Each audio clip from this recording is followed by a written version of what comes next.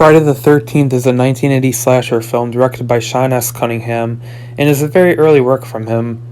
Now, I am not aware of any other horror films from this director, which is a shame since this is a really good film and is also proof that the slasher genre is better than some may think. It's also worth noting that this stars Kevin Bacon as well before he became a big name actor. So, let's get started. The plot of this movie revolves around a cursed campground, where it is said bad things happen every time the date is Friday the 13th. Now, the new camp counselors don't think much of it until said date rolls around, and counselors begin to be off one by one. This premise might seem overdone today, but the way it's done here is actually very impressive. Keep in mind, Jason is not the killer in this one, so that makes the possibility of who the killer is more open and therefore makes the suspense more effective.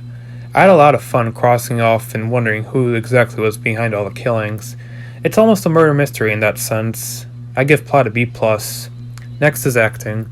For a slasher film, the acting in this is alright, admittedly. There are other slasher movies with much better acting, such as Texas Chainsaw Massacre and Scream, but here it's just okay.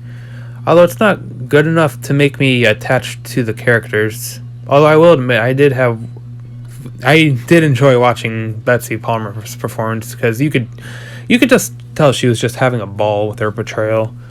But other than that, the acting was so-so. I give acting a B-. Finally, directing. Sean S. Cunningham did a solid job with the directing for this. Since you don't see who the killer is, like I said, they gave a lot of room for suspense. Campers getting killed off one by one may sound pretty tired today, but here it was still relatively new, and it's still a pretty scary concept given how vulnerable it shows you can be in the woods. And the way Cunningham demonstrates it here by having them killed in no specific order is actually really good. I give directing a B+.